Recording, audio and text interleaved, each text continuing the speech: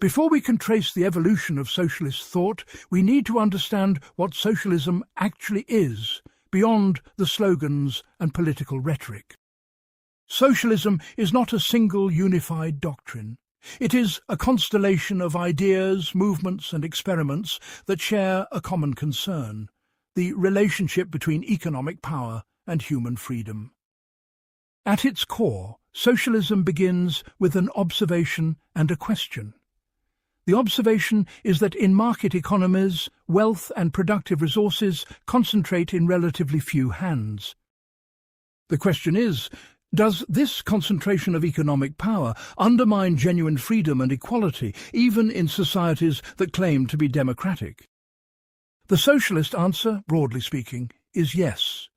But socialists have disagreed profoundly about why this matters, what should be done about it, and what a better system would look like. Some socialists have sought revolution, others gradual reform. Some have emphasized state control, others worker ownership or decentralized cooperation. Some have grounded their ideas in economic analysis, others in moral philosophy or religious conviction. What unites these diverse traditions is a belief that economic arrangements are not natural or inevitable, but human creations that can and should be remade to serve human needs more justly. This video will explore how these ideas emerged, developed, competed with one another, succeeded, failed, and continue to shape our world today. Part 1. The birth of socialist ideas. From early critics to the Industrial Revolution. To understand where socialist ideas come from, we must first understand what they were reacting against. Socialism did not emerge in a vacuum.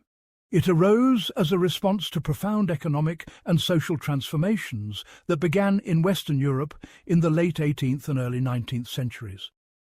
The Industrial Revolution was not simply the invention of new machines.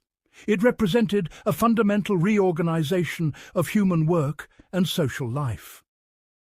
For centuries, most people had lived in agricultural societies where production was organized around households, guilds, and small workshops. Workers often owned their tools and had some control over their labor. This was not paradise, of course. Life was hard, hierarchical, and often brutally unfair. But the relationship between work and survival had a certain directness to it. The rise of industrial capitalism changed this fundamentally. Production moved from homes and small workshops into large factories. Workers no longer owned the tools they used or the products they made. Instead, they sold their labor for wages to those who owned the factories, the machines, and the raw materials.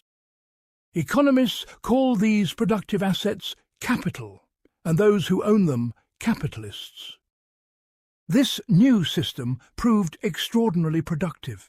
It generated wealth at a scale previously unimaginable. But it also created new forms of poverty, insecurity, and powerlessness. Workers crowded into industrial cities where they worked 14 or 16-hour days in dangerous conditions for wages that barely covered survival. Children as young as 5 or 6 years old laboured in mines and textile mills. There were no safety regulations, no minimum wages, no limits on working hours, no unemployment insurance. The early critics, who would come to be called socialists, looked at these conditions and asked, "Is this progress? Is this freedom?" Yes, the new system produced more goods. But who benefited from this productivity and at what human cost? One of the first thinkers to articulate what we now recognize as socialist ideas was François-Noël Babeuf, who lived through the French Revolution of 1789. Babeuf watched as the revolution overthrew the monarchy and proclaimed liberty, equality, and fraternity. But he observed that political revolution alone did not end inequality. The wealthy remained wealthy, the poor remained poor. Private property in land and productive resources meant that real freedom and equality remained out of reach for most people. Babeuf argued that genuine equality required the common ownership of land and productive resources, with goods distributed according to need rather than according to wealth or market power. He organized a conspiracy to bring about this vision, which was discovered. Babeuf was executed in 1797, but his ideas survived him. Around the same time, other critics were developing similar insights. In Britain, Thomas Spence argued for common ownership of land. William Godwin criticized how property concentrates power and corrupts human relationships. These early socialist thinkers shared a conviction that private ownership of productive resources was incompatible with genuine human freedom and equality. But these early socialists had a problem. They could describe what was wrong with the emerging capitalist system, but they struggled to explain how a better system could actually work. How would production be organized without private ownership? How would goods be distributed without markets? How would people be motivated to work? The next generation of socialist thinkers tried to answer these questions more systematically. Historians call them the utopian socialists, though this label is somewhat misleading and was originally used dismissively. These thinkers included figures like Henri de Saint-Simon, Charles Fourier, and Robert Owen. Saint-Simon, writing in France in the early 1800s, envisioned a society organized rationally according to scientific principles. He believed that society should be run by engineers, scientists and industrialists, the people who actually produced useful things, rather than by idle aristocrats living off inherited wealth.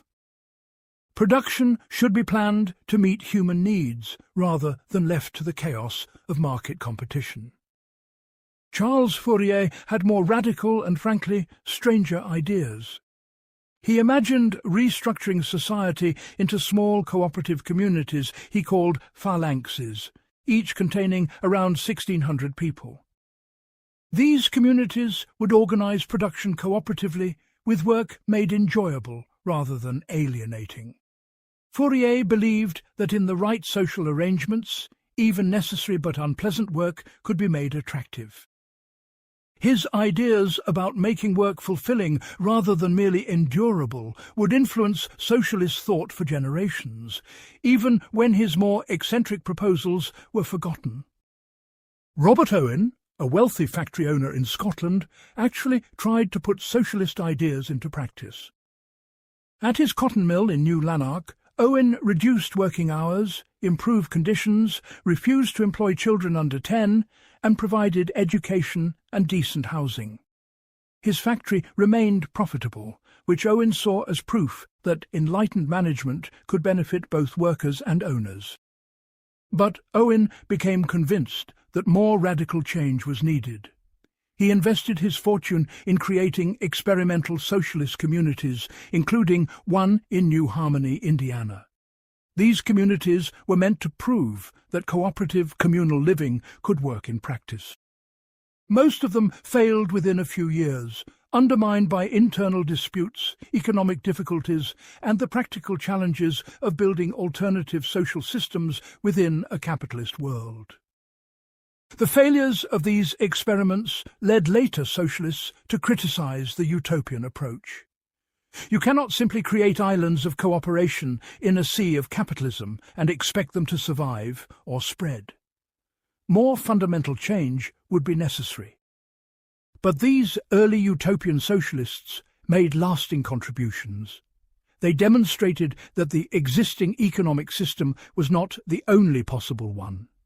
They tried to think systematically about how cooperative, egalitarian societies might actually function.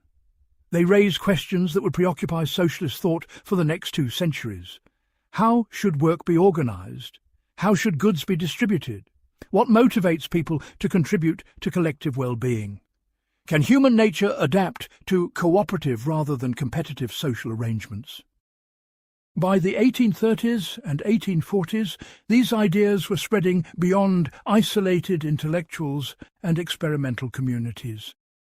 working people themselves began organizing and articulating their own critiques of industrial capitalism. The Chartist movement in Britain, for instance, fought for political reforms that would give working-class men the vote. Early trade unions formed, though they were often illegal and faced violent repression. It was in this context, with industrial capitalism transforming Europe, working-class movements emerging, and socialist ideas circulating but still inchoate and fragmented, that Karl Marx appeared on the scene. Marx would transform socialist thought from a collection of moral critiques and utopian proposals into something he claimed was scientific, a comprehensive theory of how capitalism worked, why it would inevitably fail, and how a socialist society would emerge to replace it. Part 2. Marx and Marxism, the scientific turn in socialist thought. Karl Marx did not invent socialism, but he transformed it so profoundly that even socialists who rejected his conclusions had to engage with his ideas. Marx claimed to have discovered the laws of motion governing capitalist societies, laws as rigorous and scientific as those governing physical nature. Whether or not this claim was justified, his analysis provided socialist movements with a systematic framework that earlier critics had lacked. Marx was born in 1818 in Prussia, studied philosophy, and spent most of his adult life in London, working as a journalist and scholar while living in poverty. His collaborator Friedrich Engels, the son of a wealthy textile manufacturer, provided financial support and co-authored many works. Together they developed what became known as Marxism or scientific socialism. Marx's central insight was that to understand any society, you must first understand how it produces the material necessities of life. He called this the material base or economic foundation of society.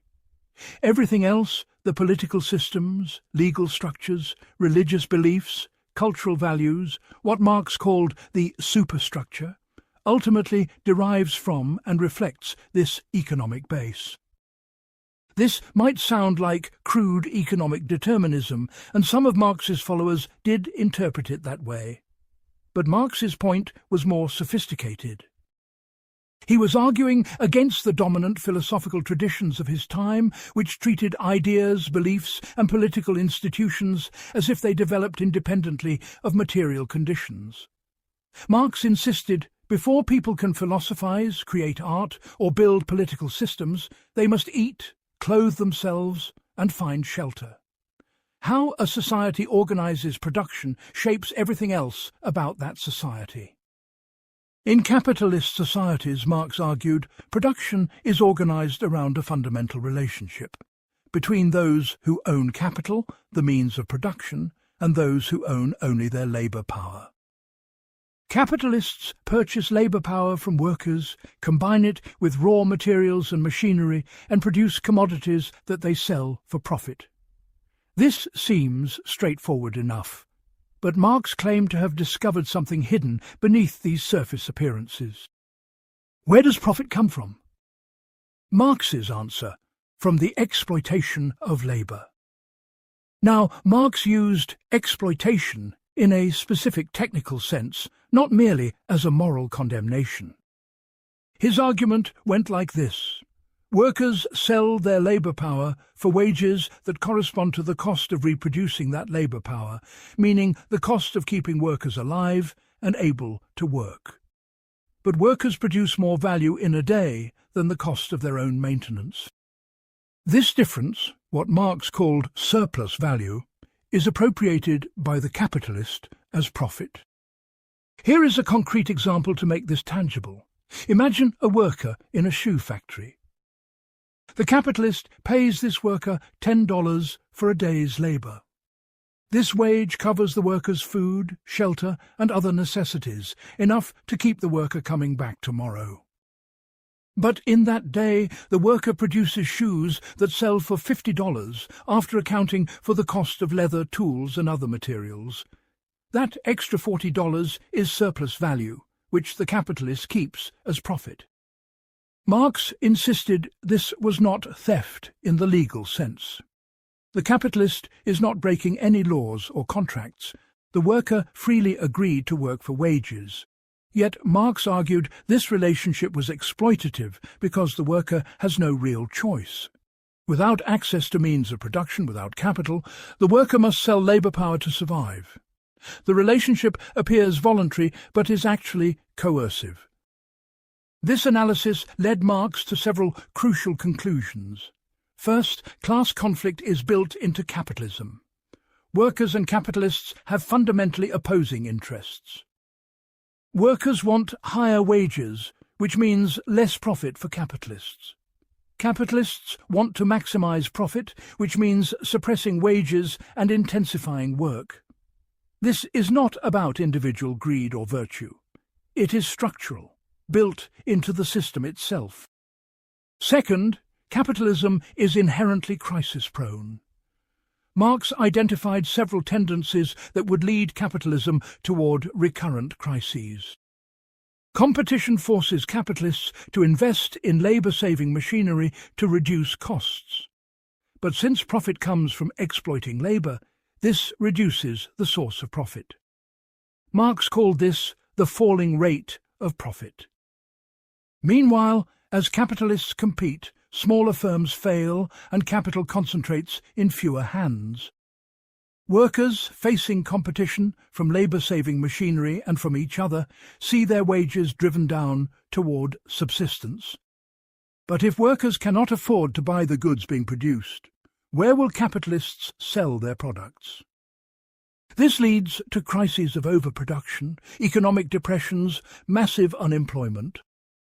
Third, and most importantly, capitalism creates the conditions for its own overthrow. The concentration of workers in large factories creates the possibility of collective action. Economic crises radicalize workers and demonstrate the irrationality of the system. The development of productive forces under capitalism makes a more rational, planned economy possible. Eventually, Marx predicted the working class would overthrow capitalism and establish socialism. What would socialist society look like? Marx was frustratingly vague about this, deliberately so. He criticized utopian socialists for drawing up detailed blueprints for future societies. Marx believed you could not design socialism from your armchair. It would emerge from the actual struggles of the working class. But Marx did offer some hints. In the immediate aftermath of revolution, there would be a transitional period he called the dictatorship of the proletariat. This did not necessarily mean dictatorship as we understand it today, rule by a single person or party. Marx used dictatorship in the classical sense, meaning the political rule or dominance of one class. Just as capitalist society was the dictatorship of the bourgeoisie, socialist society would be the dictatorship of the working class. During this transition, the state would take control of the means of production. Production would be organized according to a rational plan rather than left to market anarchy. Goods would be distributed according to work contributed, with everyone required to work who was able. Eventually, Marx believed this would give way to full communism, a classless society. Once the means of production were commonly owned, there would no longer be a capitalist class or a working class, just people cooperating to meet their needs. The state itself would wither away. Why would a state be necessary in a classless society? The state, Marx argued, was fundamentally an instrument of class domination. In a society without classes, without systematic conflicts of interest, political coercion would become unnecessary. In this communist society, production would be organized according to the principle, from each according to their ability, to each according to their needs. People would contribute what they could to the common good and take what they needed. Work itself would be transformed, becoming creative and fulfilling rather than alienating drudgery. This vision was inspiring to millions, but it also raised profound questions that Marx never adequately answered. How exactly would a planned economy work? Who would decide what to produce, how much, and for whom? Marx dismissed concerns about economic calculation without markets, assuming this was a technical problem that could be solved. But was it? What would prevent the dictatorship of the proletariat from becoming simply a new form of tyranny? Marx assumed that once the working class held power, there would be no need for the oppressive apparatus of the capitalist state. But what if concentrating all economic and political power in the state created new forms of domination? Would the state really wither away? Marx offered no mechanism by which those holding state power would voluntarily relinquish it. His theory assumed that with the end of class conflict, the state would become unnecessary and simply fade. But is power that simple? Could human nature adapt to communist society? Marx believed human nature was not fixed, but shaped by social conditions. Under capitalism, people appear selfish and competitive because the system rewards these traits. In a cooperative society, Marx believed people would become cooperative. But was this wishful thinking? These questions became urgent as Marxist movements came to power in the 20th century. But before we get there, we need to understand that Marxism was not the only revolutionary socialist tradition. At the same time Marx was developing his theories, another tradition was emerging that shared many of Marx's critiques, but reached very different conclusions about what should replace capitalism. Part 3. Anarchist Socialism, Freedom Without the State. The split between Marxist and anarchist socialism was one of the most bitter and consequential divisions in the history of socialist thought. Both traditions emerged from similar roots, shared similar critiques of capitalism, and sought similar goals of equality and freedom. Yet they became fierce rivals, with consequences that shaped the trajectory of socialist movements worldwide. Anarchism, as a coherent political philosophy, developed alongside Marxism in the mid-19th century. The word anarchism comes from the Greek anarchos, meaning without rulers. But anarchism does not mean chaos or disorder, as popular usage often suggests. Anarchists believe in social order, but order based on voluntary cooperation rather than hierarchical authority. The founder of modern anarchist theory was Pierre-Joseph Proudhon, a French printer and self-taught intellectual. In 1840, Proudhon published What is Property?, where he gave his famous answer, "Property is theft." But Proudhon's argument was more nuanced than this slogan suggests. He distinguished between property and the means of production, which he opposed, and personal possessions, which he defended. Proudhon argued that when someone owns a factory or land that others must use to survive, that owner can extract wealth without working. The property owner, like the capitalist in Marx's analysis, appropriates the surplus created by others' labour. This was theft. But Proudhon's solution was different from Marx's. Instead of state ownership, Proudhon advocated what he called mutualism. Producers would own their own means of production, either individually or in small cooperatives. They would exchange goods and services directly with each other at cost, without profit. Credit would be provided by mutual banks owned by their members, charging only enough interest to cover administrative costs. This vision preserved individual freedom and autonomy while eliminating exploitation. No state would be necessary to plan production or distribute goods.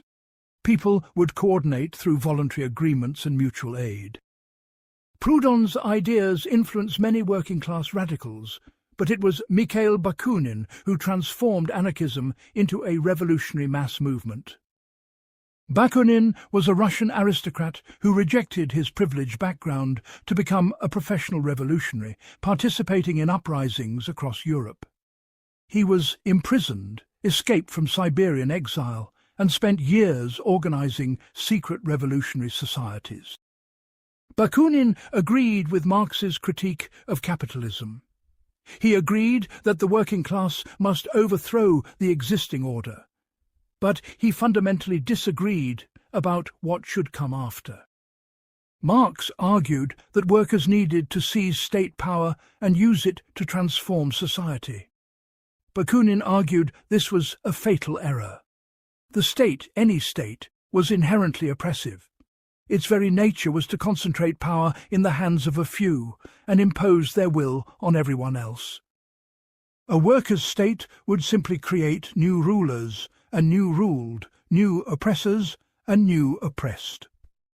The revolutionary vanguard, Bakunin warned, would become a new ruling class. Bakunin's critique of Marx's program was prophetic. He wrote, "Take the most radical revolutionary and place him on the throne of all Russia, or give him dictatorial power, and before a year has passed he will have become worse than the Tsar himself." Instead of creating a revolutionary state, Bakunin argued, workers should immediately abolish all forms of authority: the state, the church, private property in the means of production. Society would be reorganized from the bottom up into free federations of workers' associations, agricultural communes, and local councils. These would coordinate through voluntary agreement without any central authority imposing decisions. The conflict between Marx and Bakunin split the First International Working Men's Association in the 1870s. Marx maneuvered to expel Bakunin, but the anarchist movement continued to grow, especially in southern Europe and Latin America. Another crucial anarchist thinker was Peter Kropotkin, a Russian prince who became an anarchist after witnessing the brutal conditions of peasants and workers. Kropotkin made important contributions to anarchist theory, particularly regarding human nature and cooperation. Social Darwinists of the late 19th century argued that human society, like nature, was defined by competitive struggle for survival. The wealthy and powerful succeeded because they were more fit. Hierarchy and competition were natural and inevitable. Kropotkin, who was himself a trained geographer and naturalist, argued this was a misreading of Darwin. In his book Mutual Aid, Kropotkin documented countless examples from the animal kingdom of cooperation, altruism, and mutual support. Species that cooperated, he argued, were often more successful than those that merely competed. The same was true of human societies. Throughout history, Kropotkin argued, human progress depended on mutual aid, people helping each other, sharing resources, cooperating to meet common needs. Competition and hierarchy were not natural, but imposed by states and ruling classes. In a free society, humans' natural inclination toward cooperation would flourish. Kropotkin envisioned a communist society, but without Marx's transitional state. Anarchist communism, as Kropotkin called it, would be based on free association. Communities would produce goods cooperatively and distribute them according to need. There would be no money, no wages, no buying and selling. People would take what they needed from common stores and contribute what they could to the common good. Was this naive utopianism? Kropotkin tried to ground his vision in concrete examples. He pointed to medieval free cities, guilds and communes that had practiced mutual aid. He documented contemporary examples, volunteer fire departments, mutual aid societies, cooperatives. He argued that even under capitalism, much of what made society function depended on voluntary cooperation, not market exchange or state coercion. In practice, anarchist movements developed in several directions. Anarcho-syndicalists, strong in France, Spain and Italy, focused on revolutionary trade unions as the vehicle for social transformation. Workers would organize themselves into industrial unions that would eventually take over production through a general strike, abolishing both capitalism and the state in one revolutionary act. The largest anarchist experiment occurred during the Spanish Civil War in the 1930s. In Catalonia and Aragon, anarchist workers and peasants collectivized factories and farms. They abolished money in some areas, organized production through workers' councils, and tried to create the free communist society Kropotkin had envisioned. These experiments were remarkable. George Orwell, fighting as a volunteer in Catalonia, described a society where class distinctions had been abolished, and waiters and shopwalkers looked you in the face and treated you as an equal. Production continued, in some cases more efficiently than before. Decisions were made through assemblies where everyone had a voice. But the Spanish anarchist experiment faced overwhelming obstacles. It was attacked militarily by fascist forces under Franco. It was undermined by communist forces backed by the Soviet Union who opposed anarchist autonomy. And it faced internal difficulties coordinating production across regions without markets or central planning. By 1939, the experiment was crushed. But it had demonstrated that anarchist principles could be applied in practice, at least for a time, and under extreme conditions. The anarchist critique of Marxism proved prescient in important ways. Where Marxist-Leninist parties took power, they did create new forms of state domination. The dictatorship of the proletariat did become simple dictatorship. The state did not wither away, but grew more powerful. Yet anarchism faced its own difficulties. How could a complex industrial economy coordinate production without either markets or central planning? How could an anarchist society defend itself against states with organized militaries? How could the initial revolution succeed when states commanded such overwhelming force? Some anarchists embraced propaganda of the deed. Assassination and terrorism meant to inspire revolutionary action. Between 1870 and 1914, anarchists assassinated presidents, prime ministers and monarchs across Europe and America. But these acts did not spark revolution. They mainly succeeded in discrediting anarchism and provoking state repression. By the early 20th century, Marxist parties had become the dominant force in socialist movements worldwide, while anarchism was increasingly marginalized. But the anarchist critique did not disappear. It would resurface repeatedly whenever Marxist experiments demonstrated the dangers of concentrated state power. Part 4. Democratic Socialism and Social Democracy, the Reformist Path. While some socialists debated whether workers should seize power through revolution or first abolish the state, another group asked, why not achieve socialism gradually through democratic means? This reformist tradition, variously called democratic socialism or social democracy, became the most influential form of socialist politics in Western Europe and shaped the development of the modern welfare state. The tension between reform and revolution was built into Marxism from the beginning. Marx himself recognized that in democratic countries socialism might be achieved through the ballot box. Engels, late in his life, suggested that universal suffrage and parliamentary action might be more effective than violent revolution.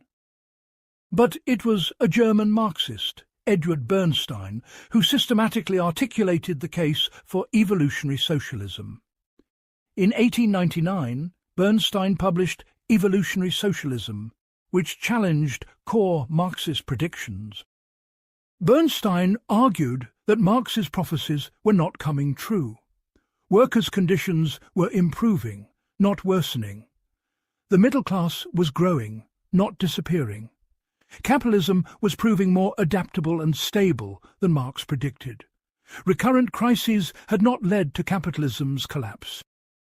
If capitalism was not inevitably doomed, Bernstein argued, socialists should stop waiting for the apocalyptic final crisis and instead work steadily to improve workers' lives through reforms.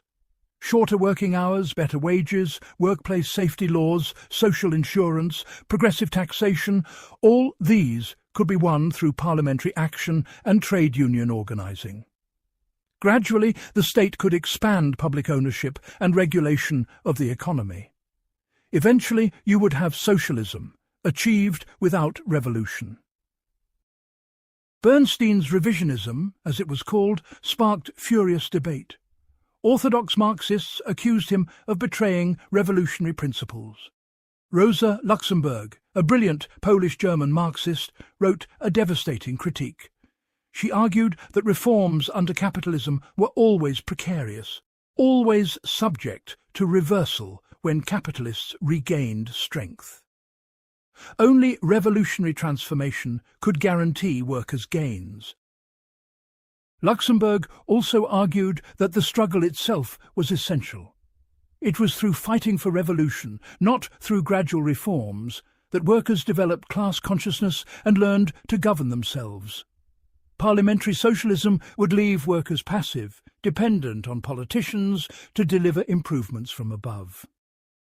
But Bernstein's revisionism reflected the actual practice of socialist parties, particularly in Germany. The Social Democratic Party of Germany, despite its revolutionary rhetoric, was already focusing on elections and parliamentary work. It had won millions of votes and dozens of seats in parliament. It had become too successful to risk everything on revolutionary adventure. A similar evolutionary approach developed in Britain, though from different theoretical roots. The Fabian Society, founded in 1884, rejected Marxist revolution in favour of gradual systematic reform. The Fabians included intellectuals like George Bernard Shaw and Sidney and Beatrice Webb. The Fabians believed that socialism was inevitable, not because of class conflict and crisis, but because it was more rational and efficient than capitalism. As society became more complex, as production became more interconnected, as the problems of poverty, disease and ignorance became more pressing, the need for collective planning and public ownership would become obvious. Educated people would recognize this, and democracy would deliver socialism through patient persuasion and incremental reform. This was socialism as technocratic management, guided by experts and statisticians. The Fabians advocated nationalization of key industries, expansion of municipal services, and a strong welfare state. They believed in working through existing institutions, forming a political party, contesting elections, gradually transforming society through legislation. The Fabian strategy helped create the British Labour Party, which eventually implemented much of the Fabian programme after World War II. The government nationalised coal, steel, railways and utilities. It created the National Health Service, providing free healthcare to all citizens. It expanded public education and housing. It built a comprehensive welfare state that protected people from cradle to grave. Was this socialism? That depends on your definition. The means of production were not entirely publicly owned. Most of the economy remained in private hands. Markets and profit still operated, but the state now played a huge role in the economy, redistributing wealth through progressive taxation and providing universal public services. Similar developments occurred across Western Europe after 1945. Socialist and social democratic parties came to power in Scandinavia, Germany, France and elsewhere. They did not abolish capitalism, but they tamed it. They built what became known as the mixed economy, or the social democratic compromise. The model worked like this. Private enterprise would continue to generate wealth, but the state would regulate markets, provide public services, and redistribute income through taxation and welfare programs. Strong trade unions would bargain for higher wages and better conditions. Full employment would be maintained through government intervention. Everyone would have access to healthcare, education, housing, and income security. For several decades, this model appeared remarkably successful. Western European countries achieved rapid economic growth, rising living standards, and far greater equality than in the United States. They avoided both capitalist crisis and communist dictatorship. They seemed to have found a middle way. But was this really socialism, or merely reformed capitalism? Socialist parties themselves were divided on this question. Some argued that social democracy represented progress towards socialism. As public ownership expanded, as the state took control of more economic functions, as workers gained more power through unions and parliamentary representation, eventually you would reach socialism. It was simply taking longer than Marx predicted. Others argued that social democracy had abandoned socialism. It left the capitalist class in control of investment decisions, of production, of the commanding heights of the economy. Welfare programs and regulations were concessions, won through working-class struggle, but they did not fundamentally challenge capitalist power. In times of crisis, when profits fell, even these concessions would be taken back. This debate intensified as the social democratic model ran into trouble in the 1970s and 1980s. Economic growth slowed, unemployment rose, inflation increased. Governments faced fiscal crises as tax revenues fell and welfare costs rose. Conservative politicians argued that social democracy had reached its limits. High taxes discouraged investment. Generous welfare benefits discouraged work. Powerful unions made labour markets inflexible. Government regulation stifled entrepreneurship. What was needed was less state intervention, not more. Many social democratic parties responded by moving rightward, accepting much of this critique. They embraced market-friendly reforms, privatising state-owned industries, weakening labour protections, cutting welfare benefits, reducing taxes on the wealthy. They still called themselves socialist or social democratic, but their policies looked increasingly indistinguishable from those of moderate conservatives. Critics on the left argued that social democracy had failed its historical test. When capitalism entered crisis, social democratic parties abandoned their constituents and chose to preserve the capitalist system rather than challenge it. They had become managers of capitalism, not advocates for an alternative. Yet the social democratic achievement should not be dismissed. For several decades, Western European social democracies provided their citizens with living standards, security and equality that neither unregulated capitalism nor Soviet-style communism could match. They demonstrated that democratic governments could significantly reduce poverty and inequality while maintaining political freedom. The question remains, was social democracy a step towards socialism that stalled, a stable alternative to both capitalism and communism, or merely a temporary compromise that capitalism tolerated during unusual post-war conditions? This question continues to animate debates on the left today. Part 5. The Russian Revolution and Leninism. Socialism in Power. On October 25, 1917, according to the old Russian calendar, Bolshevik forces seized power in Russia. For the first time, a Marxist party had overthrown a government and claimed to be building socialism. This event would shape the course of socialism and of world history for the next century. Russia in 1917 seemed an unlikely place for socialist revolution. Marx had predicted that socialism would emerge in advanced industrial countries where capitalism had fully developed and created a large, organized working class. But Russia was still largely agricultural. About 80% of the population were peasants. The industrial working class was small, concentrated in a few cities. Moreover, Russia had only recently abolished serfdom in 1861. It was ruled by an autocratic monarchy, the Tsar, with no democratic institutions. According to orthodox Marxist theory, Russia first needed to go through a bourgeois revolution to establish capitalism and democracy. Only later, after capitalism had developed, could a socialist revolution occur. Vladimir Lenin, leader of the Bolshevik faction of Russian Marxists, developed a theory that explained why socialist revolution was possible in backward Russia and how it could succeed. Lenin's first major innovation concerned the Revolutionary Party. In What Is to Be Done, published in 1902, Lenin argued that the working class, left to itself, would only develop trade union consciousness, meaning demands for better wages and conditions within capitalism. Revolutionary consciousness, the understanding that capitalism must be overthrown entirely, had to be brought to workers from outside by a vanguard party of professional revolutionaries. This party would be tightly organized, disciplined, and centralized.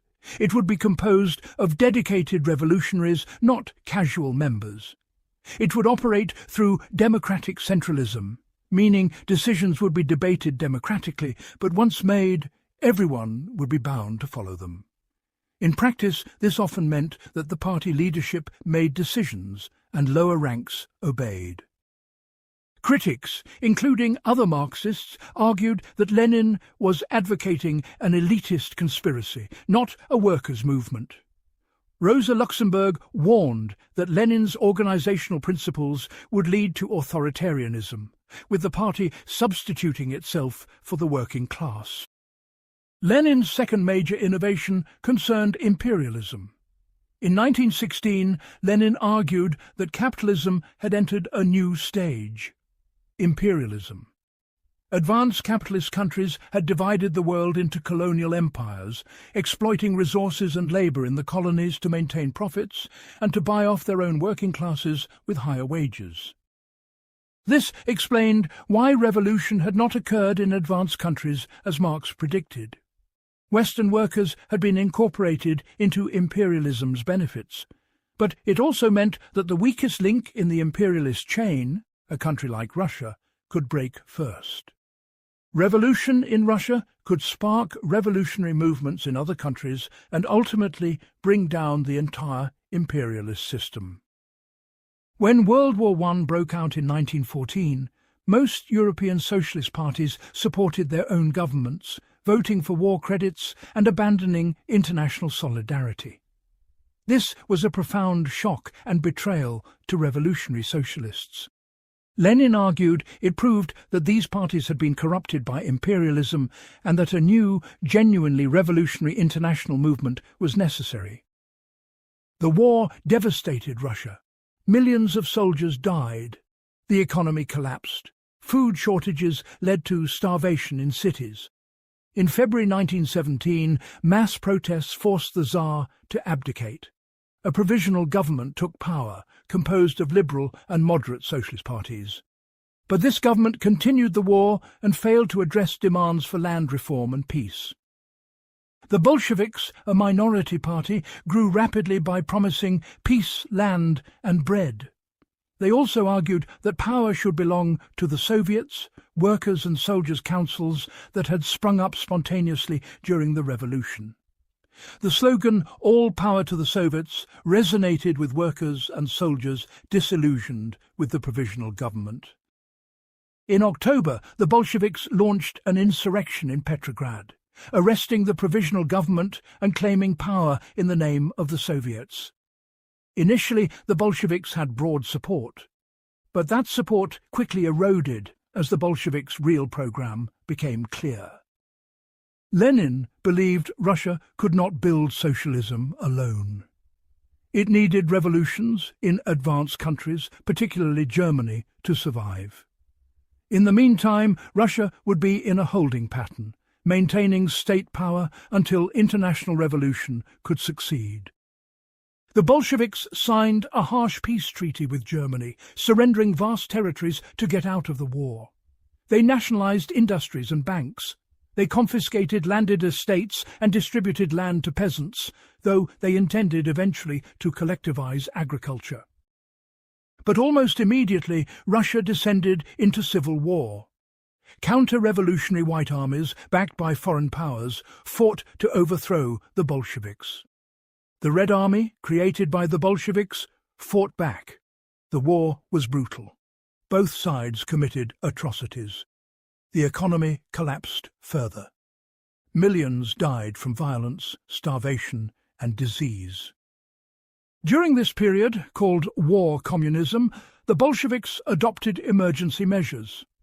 They requisitioned grain from peasants to feed soldiers and workers. They militarized labor. They banned rival parties and suppressed internal dissent. The Cheka, the Bolshevik secret police, arrested and executed thousands of suspected enemies. Lenin and other Bolshevik leaders argued these measures were temporary, necessitated by civil war and foreign intervention. Once the emergency passed, they would establish genuine workers' democracy. But the measures never ended. Instead, they became the foundation for a permanent dictatorship. By 1921, the Bolsheviks had won the civil war, but ruled over ruins. Industrial production had collapsed to a fraction of pre-war levels. Cities were depopulated as workers fled to the countryside seeking food. The working class, supposedly the base of the socialist state, had largely ceased to exist as an organized force. The Kronstadt Rebellion in 1921 was a turning point. Sailors at the Kronstadt naval base, who had been revolutionary heroes in 1917, rose against the Bolsheviks. They demanded free elections to Soviets, freedom of speech and press for anarchists and socialist parties, and an end to grain requisitioning. Their slogan was, "Soviets without Bolsheviks." The Bolsheviks crushed the rebellion violently. Trotsky, who commanded the Red Army, called the rebels counter-revolutionaries and ordered the assault that killed thousands. This was the moment when it became undeniable that the Bolsheviks would not tolerate dissent, even from workers and sailors. Also, in 1921, Lenin introduced the new economic policy, a partial return to market mechanisms. Small businesses were allowed to operate privately. Peasants could sell their surplus production. Only the commanding heights of the economy, large industry and banking, remained state-controlled. This was explicitly a retreat, a recognition that Russia was not ready for full socialism. The question became, what had the Russian Revolution actually achieved? It had overthrown capitalism and landlordism. It had broken Russia's ties to imperialism. But had it established socialism? There was no workers' control of production. The Soviets, which had seemed like organs of direct democracy, had been subordinated to the Communist Party. The party itself was controlled by a small leadership group. The secret police suppressed all opposition. Workers had no more freedom or power than under Tsarism, arguably less. Left-wing critics, like the workers' opposition faction within the Communist Party, argued that the revolution had been betrayed. They demanded that trade unions control production, not party bureaucrats. They called for democracy within the party and within the Soviets. Lenin rejected these demands and banned factions within the party. Lenin died in 1924, before these contradictions could be resolved. He left behind a system that combined some elements of socialism, state ownership of major industries, with some elements of capitalism, market mechanisms in agriculture and small business, all governed by single-party dictatorship. Was this socialism? Was it a transitional form that would eventually lead to socialism? Or was it something entirely different, a new form of class society with party bureaucrats as the ruling class? These questions would become even more urgent under Lenin's successor, Joseph Stalin, who would transform the Soviet Union into a totalitarian nightmare that discredited socialism for generations. Part 6. Stalin, Mao, and Authoritarian Socialism. When the dream became a nightmare. The history of 20th century socialism cannot be told honestly without confronting its darkest chapters. The totalitarian regimes that claimed to be building socialism while crushing human freedom and dignity. These regimes murdered millions of their own citizens, created vast systems of forced labour camps, and established surveillance states of unparalleled intrusiveness. Understanding how this happened is essential to understanding socialism's trajectory and its crisis. After Lenin's death in 1924, Joseph Stalin gradually consolidated power, defeating rival party leaders through manipulation, intimidation, and eventually murder. By the late 1920s, Stalin wielded absolute power over the Soviet Union and the international communist movement. Stalin announced a dramatic shift in policy, rapid industrialization and forced collectivization of agriculture. The Soviet Union, he declared, would transform itself from backward agrarian country to modern industrial power within a decade.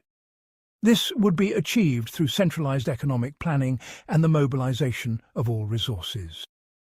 The first five-year plan, launched in 1928, set wildly ambitious targets for industrial production. Factories were built at breakneck speed. Workers laboured under brutal conditions, sometimes literally working to death. The state commandeered resources from agriculture to fund industrialization. To extract resources from the countryside, Stalin forced peasants into collective farms. Peasants who resisted, labelled kulaks or rich peasants, were executed or deported to labour camps. In reality, the kulaks were simply peasants who owned a bit more land or a few more animals than their neighbours, hardly a wealthy capitalist class. The result was catastrophe. Collectivization destroyed agricultural production. Peasants slaughtered their livestock rather than turn them over to collective farms. Grain requisitions left nothing for peasants to eat. Between 1931 and 1933, a famine killed millions of people in Ukraine, Kazakhstan, and southern Russia. Some historians estimate 5 to 7 million dead.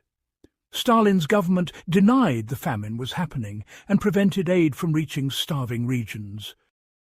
Was this intentional genocide, or the unintended consequence of reckless policies? Historians debate this question. What is clear is that Stalin prioritized industrialization over human life and used starvation as a weapon to crush peasant resistance. The terror escalated throughout the 1930s. Stalin launched purges to eliminate any potential threats to his power. Show trials paraded old Bolsheviks, heroes of the revolution, who confessed to absurd charges of espionage and sabotage. Most were executed.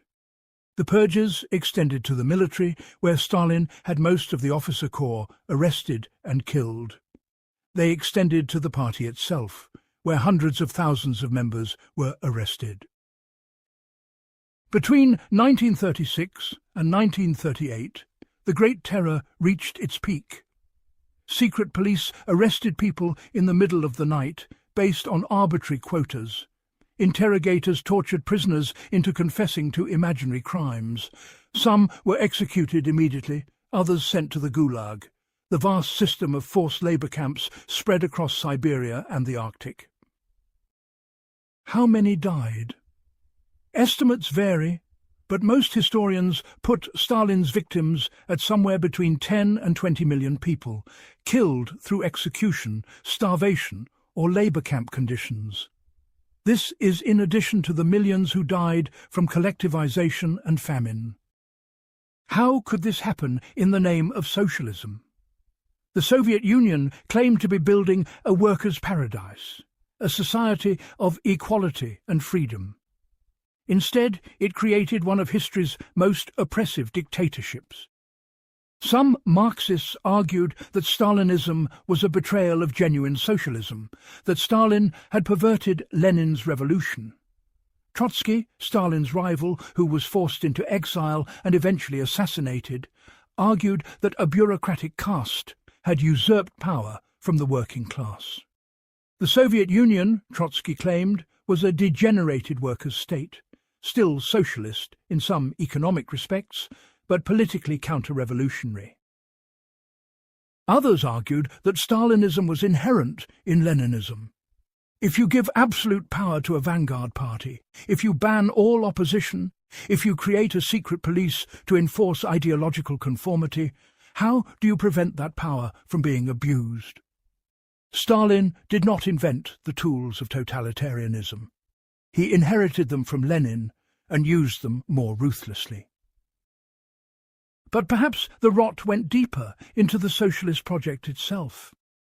If the state owns all means of production, controls all employment, monopolizes all information, what checks exist on its power?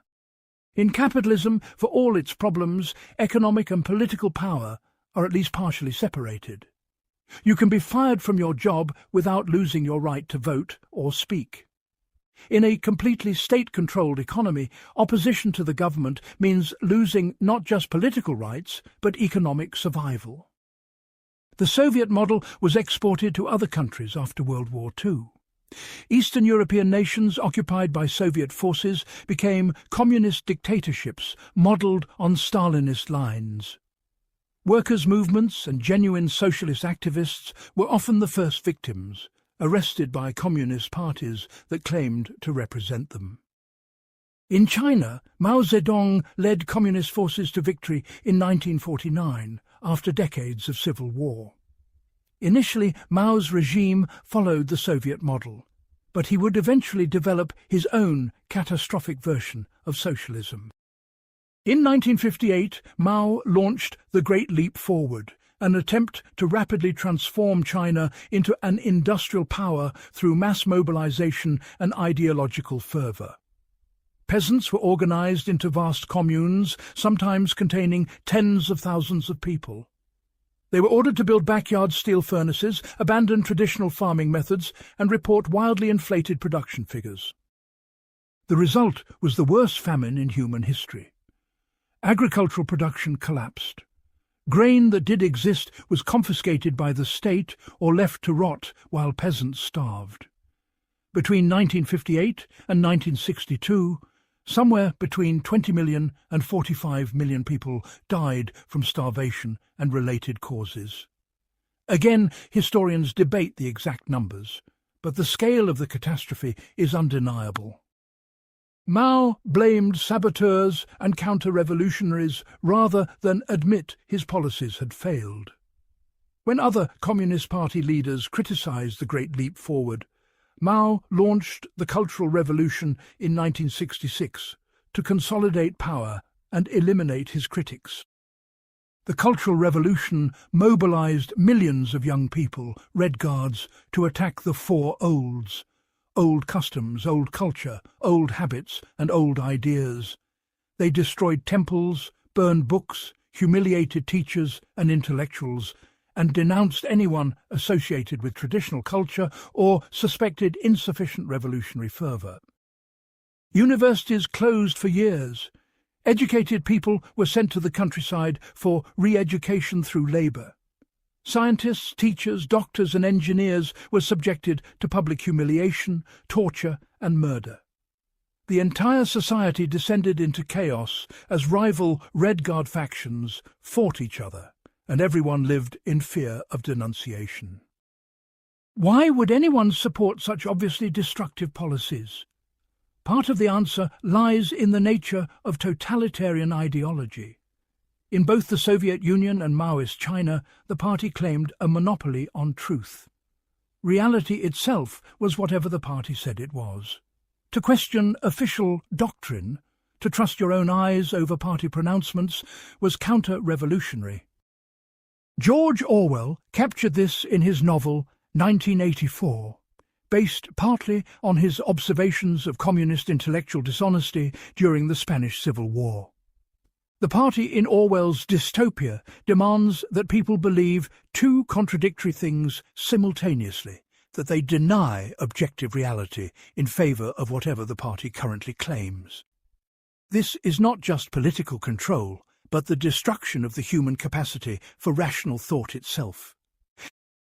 Another part of the answer is that totalitarian regimes create systems where everyone is complicit. If you denounce your neighbour, you may save yourself. If you repeat obvious lies, you demonstrate loyalty. The line between victim and perpetrator becomes blurred. People commit terrible acts not because they believe in them, but because the cost of refusal is death or worse. Were these regimes socialist? They abolished private ownership of the means of production, at least officially. They claimed to act in the name of the working class. They used Marxist rhetoric and theory to justify their actions. But workers in these societies had no power, no freedom, no control over their own lives. They could not organize independent unions, strike, or criticize their conditions. They worked for wages determined by the state, producing goods for plans created by bureaucrats they did not elect and could not remove. Many worked as slave labourers in camps. If socialism means workers' control of production, these were not socialist societies. If socialism means equality, they were not socialist, as party elites enjoyed privileges ordinary people could not imagine. If socialism means freedom, they were the opposite of socialist. Yet they called themselves socialist and communist. They claimed to be implementing Marxist theory. For millions of people worldwide, especially in the West, these regimes defined what socialism meant. This association poisoned socialist ideas, discredited them, made them seem synonymous with totalitarianism. Defenders of socialism argue that these regimes were perversions, not genuine examples of socialist ideas. Critics respond that when almost every attempt to implement socialism leads to dictatorship, maybe something is wrong with the ideas themselves. This debate continues today. But what cannot be denied is the scale of human suffering inflicted by regimes claiming to build socialism. Coming to terms with this history is essential for anyone taking socialist ideas seriously. Part 7. Other socialist experiments: diversity, innovation, and failure. Not every attempt to build socialism followed the Soviet model. Some societies tried alternative paths, experimenting with different forms of ownership, planning, and democracy. These experiments are important because they help us understand which problems are inherent to socialism and which were specific to Stalinist totalitarianism. Yugoslavia under Josip Broz.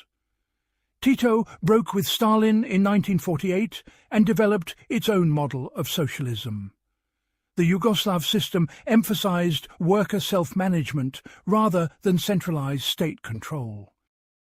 In Yugoslav factories, workers' councils, elected by the workforce, had authority over production decisions, investment, and even management hiring. The councils would hire managers, set production targets, and decide how to distribute the factory's income between wages, investment, and reserves. This was meant to realize Marx's vision of workers controlling production more directly than in the Soviet model, where state bureaucrats made all decisions. It also introduced elements of market competition. Enterprises competed with each other to sell goods, creating some of the efficiency benefits of markets while maintaining social ownership. How well did it work? Yugoslavia achieved respectable economic growth for several decades. Workers had more autonomy than in the Soviet Union. The system allowed more political freedom, though Yugoslavia remained a one-party state. But worker self-management created its own problems. Workers' councils often prioritized higher wages over investment, since current workers benefited from wages while future workers would benefit from investment. This reduced long-term growth. Successful firms could not easily expand by hiring more workers, since that would dilute existing workers' income. Regional inequalities widened as richer republics developed faster than poorer ones. After Tito's death in 1980, Yugoslavia's economy stagnated and eventually collapsed. Ethnic tensions, suppressed under Tito's dictatorship, exploded into brutal civil wars in the 1990s. Whether economic problems cause political disintegration or vice versa remains debated.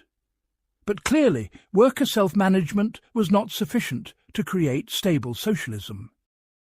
Cuba, after Fidel Castro's revolution in 1959, offers another variation. Cuba initially followed the Soviet model but developed distinctive characteristics. The Cuban Revolution abolished capitalism and implemented comprehensive central planning. The state owned virtually all enterprises. It provided free healthcare, education, and basic services to all citizens. These achievements were real.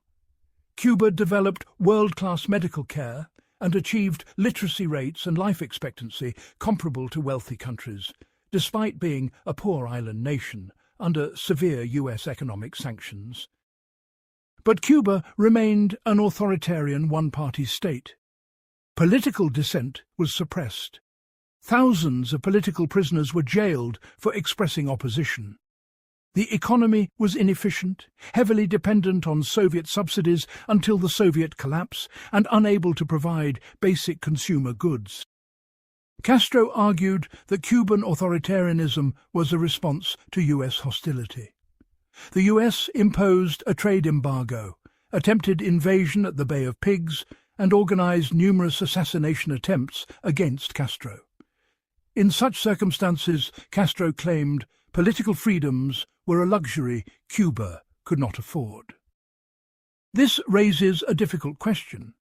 Can socialism survive in a hostile capitalist world without becoming authoritarian? Most socialist experiments faced intense pressure from capitalist powers through sanctions, coups, and military intervention. This pressure helped justify authoritarian measures, which then became permanent features of these regimes. Chile under Salvador Allende offers a tragic example. Allende, a Marxist, was elected president of Chile in 1970 through democratic means. He attempted to implement socialism while respecting democratic institutions and the rule of law. Allende's government nationalized copper mines, banks, and other key industries. It redistributed land to peasants and raised workers' wages. These measures improved conditions for the poor but created economic problems: inflation, shortages, and capital flight as the wealthy moved money out of the country. The US government, under President Nixon, worked to destabilize Allende's government through economic sabotage and support for opposition groups. Nixon ordered the CIA to make the economy scream to turn Chileans against Allende. In September 1973, the Chilean military, led by General Augusto Pinochet and backed by the US, overthrew Allende in a violent coup. Allende died defending the presidential palace. Pinochet established a brutal dictatorship that tortured and murdered thousands of leftists and abolished democracy for 17 years. The Chilean experience suggested that democratic socialism might be impossible when powerful interests oppose it. Even when socialists win through elections, they face sabotage, capital flight, and potential military coups. This makes many socialists skeptical of purely electoral strategies. In Africa, many newly independent nations in the 1960s and 1970s adopted various forms of African socialism. Leaders like Julius Nyerere in Tanzania, Kwame Nkrumah in Ghana, and Sékou Touré in Guinea combined socialist ideas with traditional African communal values. Nyerere's ujamaa, meaning familyhood in Swahili, emphasized collective farming, self-reliance, and rural development. Nyerere believed Africa should avoid both capitalist exploitation and Soviet-style industrialization, instead building socialism based on African traditions of cooperation. These experiments largely failed economically. Tanzania's forced collectivization of villages disrupted traditional agriculture without creating efficient alternatives. Ghana's economy collapsed under mismanagement. Guinea became increasingly authoritarian as Touré centralized power. Several factors contributed to these failures. Many African countries lacked developed economies to begin with. Colonial rule had deliberately prevented industrial development, leaving countries dependent on exporting raw materials. Post-independence governments faced enormous challenges. No trained administrators, no industrial base, often arbitrary borders that lumped together hostile ethnic groups. Additionally, Cold War politics meant that African socialist experiments became pawns in superpower competition. The Soviet Union and US both interfered, providing aid to favoured factions while destabilizing others. This made it nearly impossible to pursue independent development strategies. Nicaragua, under the Sandinistas in the 1980s, attempted another variation. The Sandinista Front overthrew the Somoza dictatorship in 1979 and implemented a mixed economy with land reform, literacy campaigns, and healthcare expansion. But Nicaragua faced US-funded contra-rebels who waged guerrilla war against the Sandinista government. The war devastated the economy and forced the government to divert resources to defense. The Sandinistas eventually lost power in elections in 1990, though they returned to power later through democratic means. What can we learn from these diverse socialist experiments? First, worker self-management, as in Yugoslavia, is possible, but faces challenges in coordinating economic activity and allocating investment. Second, providing universal healthcare, education and basic services is achievable even in poor countries, as Cuba demonstrated. But this does not require or justify political dictatorship. Third, democratic socialism faces immense obstacles when powerful foreign interests oppose it, as Chile showed. Electoral victories may be reversed through economic sabotage or military coups. Fourth, simply declaring socialism and nationalizing industries does not guarantee success, as African experiments demonstrated. Without effective institutions, skilled administrators, and economic development, socialist policies may fail regardless of good intentions.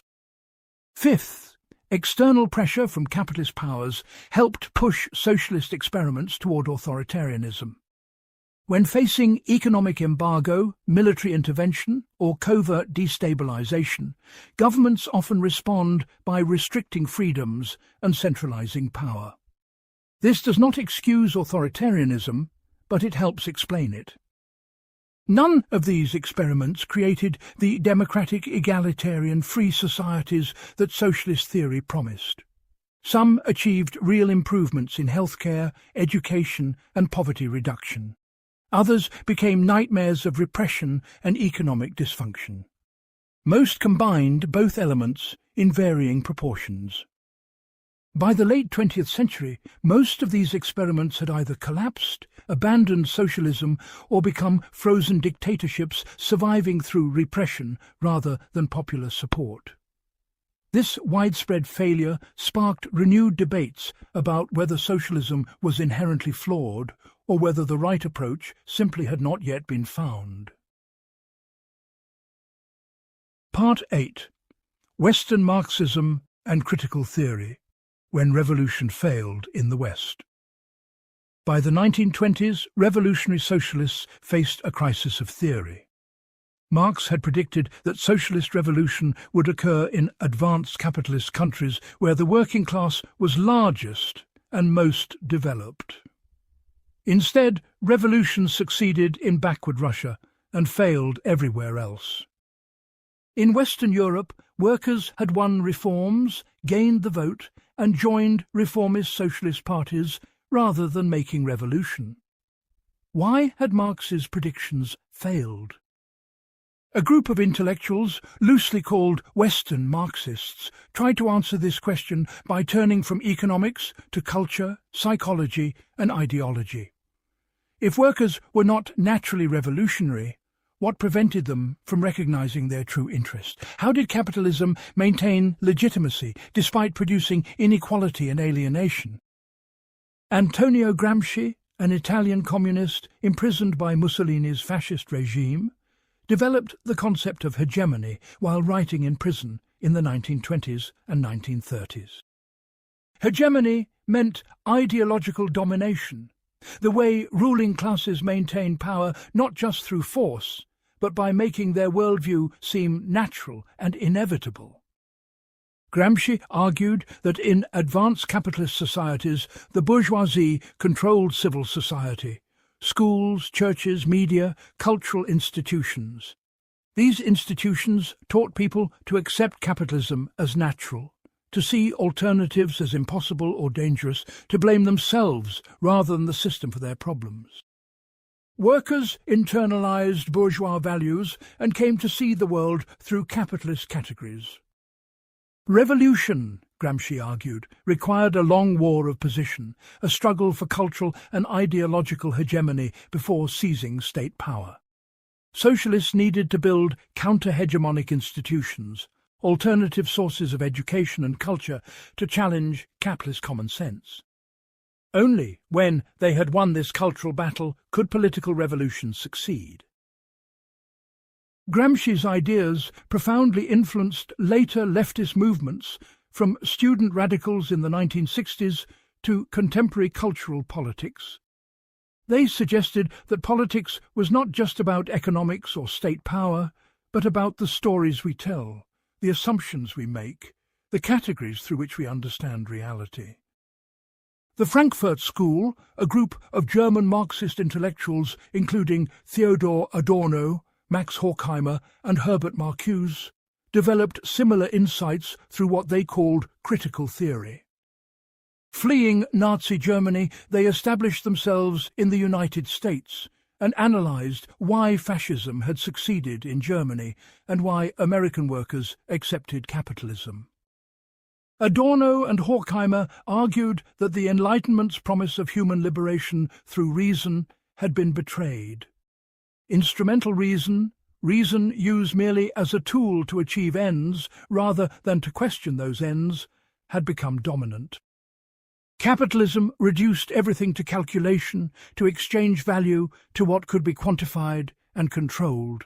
This colonized human consciousness itself. The culture industry, their term for mass media and entertainment, played a key role in maintaining capitalism. Movies, radio programs, popular music, all were standardized commodities that provided superficial entertainment while preventing genuine critical thought. People thought they were choosing freely when consuming culture, but the choices were illusory, all leading to the same passive acceptance of the status quo. Herbert Marcuse, in his influential book One-Dimensional Man, published in 1964, argued that advanced capitalism had eliminated the possibility of revolutionary consciousness. It had created false needs, artificial desires for consumer goods that kept people trapped in cycles of work and consumption. People thought they were satisfied but experienced only shallow, manipulated pleasures rather than genuine fulfillment. Moreover, Marcuse argued, technological rationality had become a new form of domination. The smooth functioning of technological systems, the apparent neutrality of technical expertise, made the whole apparatus of domination seem inevitable and even beneficial. To question the system appeared irrational, primitive, nostalgic. Was there any hope for liberation? Marcuse suggested that marginal groups, those not yet fully integrated into the system, students, racial minorities, the Third World, might become revolutionary subjects. This idea inspired new left movements in the 1960s. The Frankfurt School's work was brilliant and influential, but also deeply pessimistic. If capitalism had colonized consciousness itself, if culture industry manipulated desires at their root, if technological rationality left no space for critical thought, how could liberation ever occur? Some critics argued that Frankfurt School theory led to political paralysis, providing sophisticated reasons why revolution was impossible rather than strategies for achieving it. Other Western Marxists took different directions. Louis Althusser in France argued for a more rigorous scientific Marxism, purged of humanist assumptions about human nature or alienation. He emphasized structural analysis, how economic, political and ideological structures reproduced capitalism, rather than focusing on individual consciousness or agency. Althusser introduced the concept of ideological state apparatuses, schools, churches, families, media that reproduce capitalist ideology not through direct state control, but through the everyday practices that shaped how people understood themselves and the world. This was similar to Gramsci's hegemony, but more systematic and deterministic. The British historian E.P. Thompson wrote a devastating critique of Althusser's approach, arguing it eliminated human agency entirely. If structures determined everything, if people were merely bearers of structural positions, how could revolution ever occur? Thompson insisted that workers were not passive victims of structures, but active historical agents who shaped their own consciousness through struggle. This debate between structure and agency, between emphasizing how systems constrain people versus how people can change systems, became central to Marxist theory. It remains unresolved. Another important Western Marxist was Jürgen Habermas, who took over the Frankfurt School's leadership in the 1960s. Habermas was less pessimistic than his predecessors. He argued that capitalism had not entirely colonized human reason and communication. Habermas distinguished between instrumental reason and communicative reason. Instrumental reason treated people as means to ends, as objects to be manipulated. Communicative reason involved genuine dialogue, mutual understanding, and the search for truth through rational debate. In the life world, the everyday world of human interaction, communicative reason still operated. People still reasoned together, made moral arguments, sought mutual understanding. The problem was that economic and administrative systems, guided by instrumental reason, increasingly colonized the life world. Habermas believed that the potential for emancipation remained in communicative reason itself. By creating spaces for genuine democratic deliberation, free from domination and manipulation, people could collectively determine their own futures.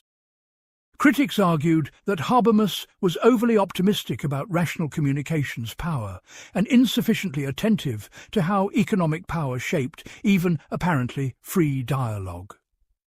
But his work influenced democratic theory and provided a more hopeful vision than earlier Frankfurt School pessimism. What united Western Marxists, despite their differences, was a turn away from orthodox Marxist economics toward culture, ideology, and consciousness. They recognized that capitalism's stability could not be explained purely by economic factors. Cultural and psychological mechanisms helped maintain the system. This shift had several consequences. It enriched Marxist theory, making it more sophisticated in analyzing how domination operates. It influenced social movements beyond the traditional working class, inspiring feminists, anti-racists, and student radicals. But it also moved Marxism away from its materialist roots. Orthodox Marxists accused Western Marxists of abandoning class struggle for abstract philosophizing. If revolution required first winning cultural hegemony, transforming consciousness, and overcoming instrumental reason, when would concrete political action occur. Moreover, Western Marxism developed primarily in universities, among intellectuals rather than workers.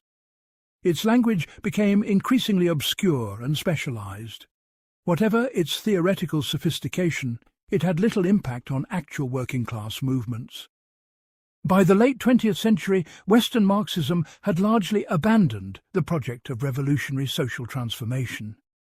It became academic critical theory, valuable for analyzing culture and ideology, but disconnected from political practice. This reflected a broader crisis. As Western capitalism stabilized after World War II, as workers' living standards rose, as socialist experiments abroad turned authoritarian, revolutionary Marxism lost its political relevance in the West. It survived as a critical tradition within academia, but no longer as a living movement for social change. Part 9. Market Socialism and Alternative Models. Can socialism and markets coexist? One of socialism's most persistent problems has been economic coordination. How do you organize production to meet people's needs without markets or central planning? Markets, for all their problems, are information systems. Prices signal what is scarce, what is in demand, where resources should flow. How can a socialist economy replicate this without private ownership and profit? Central planning, attempted in the Soviet Union and other socialist countries, faced enormous difficulties. Planning agencies had to collect vast amounts of information about what needed to be produced, in what quantities, using what inputs. They had to coordinate millions of interdependent production decisions. The informational requirements were staggering. In practice, central planning led to chronic shortages of some goods and surpluses of others. Planners could not respond quickly to changing conditions. Enterprises had incentives to hoard resources, hide capacity, and meet quantitative targets regardless of quality. If you were told to produce 10,000 shoes, you produced 10,000 shoes, even if they were all the wrong size or fell apart immediately. Some socialist thinkers asked, could you combine social ownership with market mechanisms? Could markets be used as tools for coordinating production while eliminating capitalist exploitation? This idea, called market socialism, has a long history.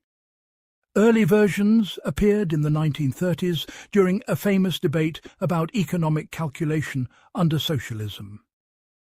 The Austrian economist Ludwig von Mises argued that rational economic calculation was impossible under socialism. Without private ownership and market prices, he claimed, there was no way to determine the value of different goods or the most efficient use of resources. Mises concluded that socialism would lead to economic chaos. The Polish economist Oskar Lange responded that socialist planners could simulate markets. State-owned enterprises would be instructed to behave as if they were competing firms, responding to prices set by a central planning board. The board would adjust prices until supply and demand balanced, just as markets do.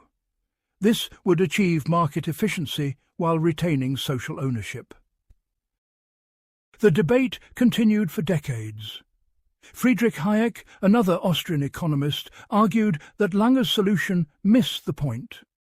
Markets work not just because they establish equilibrium prices, but because they process dispersed, local knowledge that no central planner could possibly collect.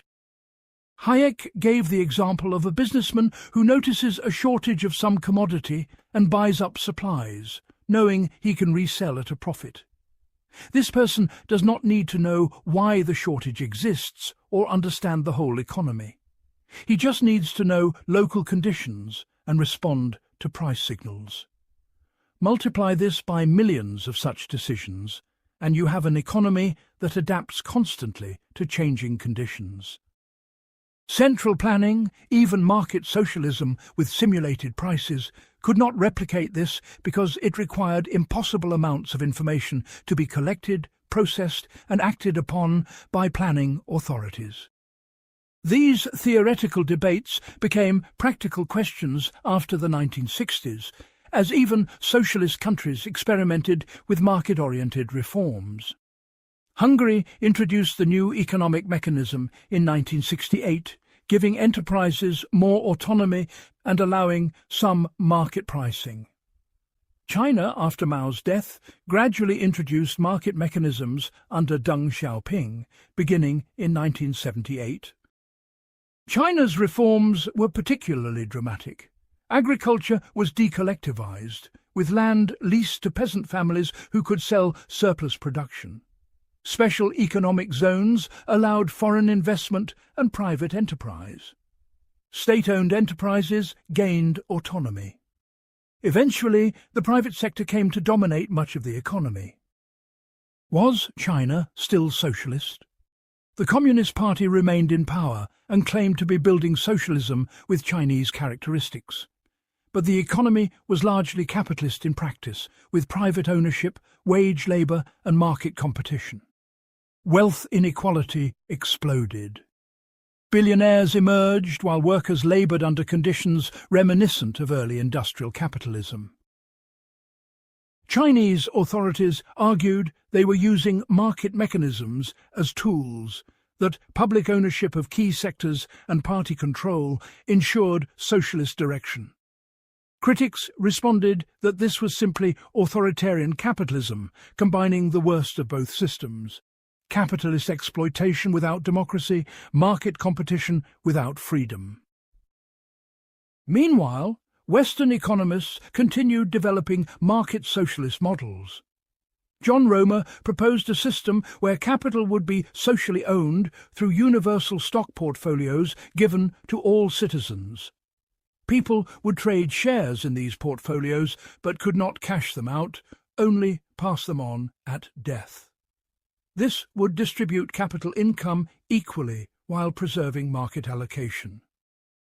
David Schweikart proposed economic democracy, where firms would be owned by their workers but compete in markets for customers and capital. Investment funds would be allocated through public banks based on projected returns, rather than through private capital markets. This would eliminate capitalist profit while using markets to coordinate production. These models address some traditional socialist concerns. They eliminated capitalist exploitation, since workers owned their own firms. They distributed wealth more equally, but they preserved markets' ability to coordinate economic activity and respond to changing conditions. Critics raise several objections to market socialism. First, markets create inequality. Some firms succeed, others fail. Some workers would earn more, others less. Over time, inequality would grow, recreating something like class society even without private capital ownership. Second, markets encourage short-term thinking and profit maximization rather than long-term planning for social needs. They provide no mechanism for addressing collective problems like environmental damage or public goods. Third, market competition creates pressure to exploit workers, even in worker-owned firms. If your firm competes with others, you may need to work longer hours, accept lower pay, or tolerate worse conditions to survive. Workers might exploit themselves. Fourth, truly important investment decisions about developing new technologies or transitioning to sustainable energy cannot be left to market signals. These require conscious social planning. Defenders responded that these problems existed under any system. The question was not whether markets created difficulties, but whether alternatives worked better. Central planning had proven disastrous. Markets, for all their flaws, were the best available mechanism for coordinating complex economies. The debate over market socialism raised fundamental questions about what socialism actually means. Is it primarily about ownership of the means of production? If so, you could have market socialism, Or is it about fundamentally different social relations, about cooperation replacing competition, about consciously planning to meet needs rather than leaving things to impersonal market forces? Many socialists argued that true socialism required transcending markets, not just changing ownership structures. Markets commodified everything, turned human relationships into buying and selling, encouraged selfishness and competition. A genuine socialist society would organize cooperation consciously through democratic planning, not through the invisible hand. But after central planning's failures, few had concrete proposals for how democratic planning would actually work at scale. How would millions of people participate meaningfully in economic decisions? How would you aggregate their preferences and coordinate production? How would you prevent planning bodies from becoming new ruling classes? These remain open questions. Market socialism offers a potential middle path, but whether it can deliver socialism's promises while avoiding market's problems remains uncertain. No large-scale market socialist economy has been implemented under democratic conditions, so we lack empirical evidence for how it would function. Part 10. Major Critiques. The Case Against Socialism. To understand socialism fully, we must consider its most serious critiques. These come from multiple perspectives: liberal defenders of capitalism, conservative traditionalists, libertarians opposed to state power, and pragmatic skeptics who question whether socialist ideals can be realized in practice. The economic calculation argument, developed by Mises and Hayek, we have already discussed, but it is worth emphasizing its significance. This was not just a technical critique about pricing mechanisms. It went to the heart of socialist planning's feasibility. Hayek argued that the knowledge needed to coordinate a complex economy exists only in dispersed, local, often tacit form. A farmer knows when to plant based on local soil conditions and weather patterns. A shopkeeper knows which goods her customers want. An engineer knows which production methods work best for specific circumstances. This knowledge cannot be collected and processed by central planners without losing essential details and flexibility. Markets aggregate this dispersed knowledge through prices. Prices are signals that tell people what is valuable, what is scarce, where opportunities exist. No planning mechanism can replicate this coordinating function because the information requirements are impossible to meet. Socialists responded that modern information technology could solve this problem. With computers, databases, and communications networks, surely planners could collect and process necessary information.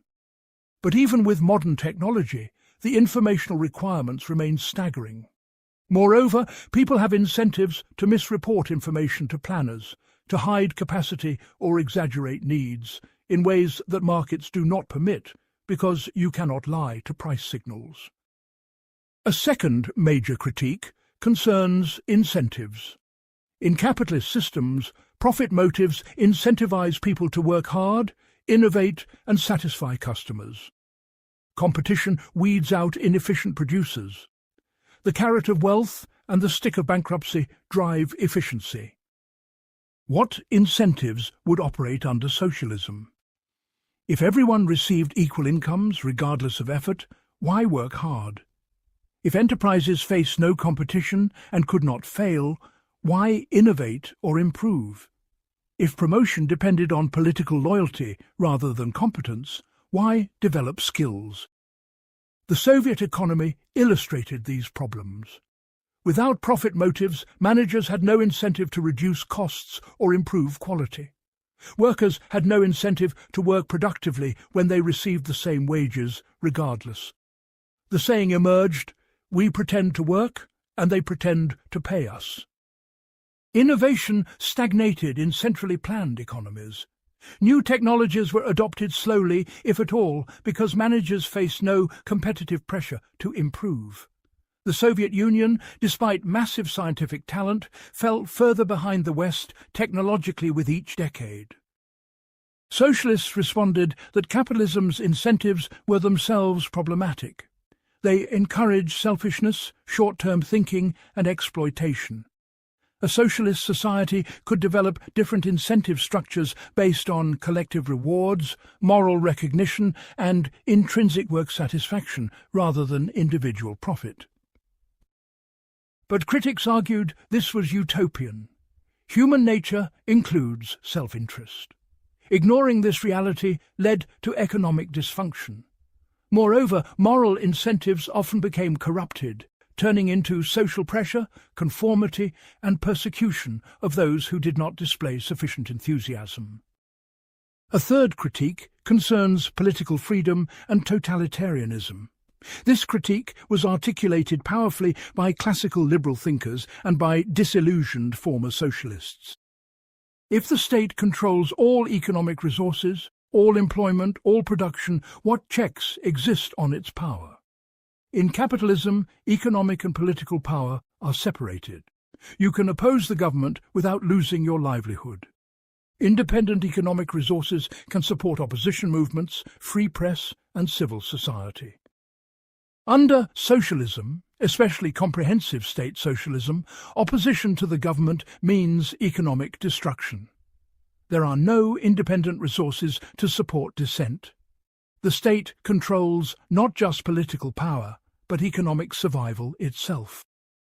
This concentration of power, critics argued, inevitably led to totalitarianism.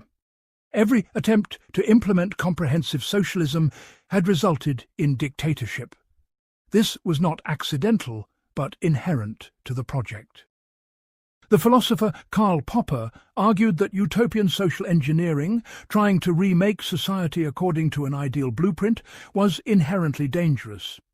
It required enormous power to override existing institutions and practices. It claimed certainty about how society should be organized, brooking no dissent. When reality did not match the blueprint, utopian planners blamed saboteurs and wreckers rather than questioning their theories. The novelist George Orwell, himself a democratic socialist, warned that socialist movements could be captured by power-hungry elites who used revolutionary rhetoric to establish new forms of tyranny. In Animal Farm, Orwell portrayed how a revolution against human farmers led to pigs establishing themselves as a new ruling class, more oppressive than the humans they replaced. Socialists responded that totalitarianism was not inevitable, but resulted from specific historical conditions: civil war, foreign intervention, economic backwardness, and authoritarian political cultures. Democratic socialism, they argued, could avoid these pitfalls by preserving political pluralism and civil liberties while transforming economic structures. But critics pointed out that democratic socialist parties, when facing economic crises or strong opposition, often abandoned democratic principles. The temptation to override democratic constraints in the name of socialist transformation was strong. Power, once concentrated, was rarely willingly dispersed. A fourth critique addressed equality and meritocracy. Socialists emphasized equality, but critics argued that people are naturally unequal in talents, effort, and contribution. Treating everyone equally regardless of merit was unjust and inefficient. Moreover, absolute equality was impossible to maintain without coercion. People have different preferences. Some want to work more and consume more. Others prefer leisure. Some are more talented or hard-working. Unless you constantly redistribute to eliminate emerging inequalities, differences would reappear. But constant redistribution required massive state power and invasion of privacy. The philosopher Robert Nozick argued that any distributional pattern would quickly dissolve under freedom. Imagine starting with perfect equality. If people can freely exchange, some will make good decisions, others poor ones. Some will work harder, others less. Soon, inequality emerges. The only way to maintain equality is through constant interference with freedom. Socialists responded that they did not advocate absolute equality, but rather fair equality, sufficient material security for all, and genuine equal opportunity. The issue was not that talented people earned more, but that the ownership of capital allowed some to live off others' labour without contributing themselves.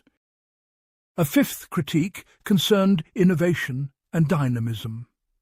Capitalism, despite its problems, had generated unprecedented technological progress and economic growth.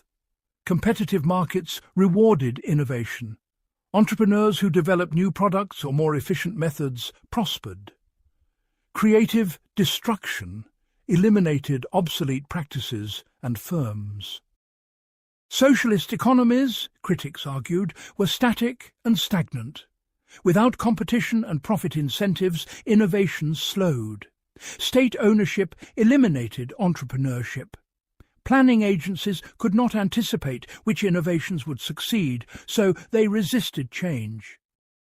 The economist Joseph Schumpeter argued that capitalism's great virtue was creative destruction, the constant revolution in technology and organization that drove progress.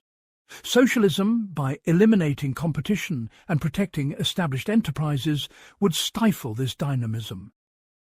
Interestingly, Schumpeter believed capitalism would eventually collapse, not because of crisis or exploitation, but because its very success would create bureaucratized corporations and intellectual classes hostile to entrepreneurship.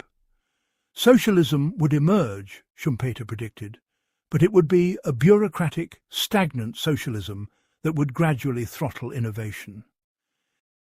A sixth critique focused on practical implementation. Socialist ideals sounded appealing in theory, but every attempt to implement them had failed or produced terrible results. At what point should you conclude that the problem lay with the ideas themselves rather than just with implementation? This critique was not just from capitalist defenders, but from disillusioned former socialists. After witnessing the Soviet Union, China, Cambodia, and other socialist disasters, many concluded that attempting to implement socialism caused more harm than continuing with capitalism, despite capitalism's injustices. The question was not whether socialist ideals were appealing, but whether pursuing them was worth the costs. Millions had died in famines, purges and wars connected to socialist experiments. Was it responsible to advocate trying again? Socialists responded that capitalism also had killed millions through colonialism, slavery, preventable poverty and war. The Industrial Revolution's early decades saw mass misery and child labour. Capitalism's normal functioning consigned billions to poverty while concentrating wealth in a few hands. The question was not whether socialism had problems, but whether it could do better than capitalism. Moreover, they argued you could not judge socialism's potential based on attempts in backward authoritarian societies under siege by capitalist powers. Democratic socialism in an advanced democratic society might work very differently. But the fact remained that no wealthy democratic socialist society existed after a century of trying. Social democracies came closest, but were not fully socialist. This empirical record weighed heavily against socialist claims. These critiques do not exhaust the case against socialism, but they represent the most serious challenges. Together, they raise profound questions about whether socialist ideals, however appealing morally, can be realized in practice without causing more problems than they solve. Part 11.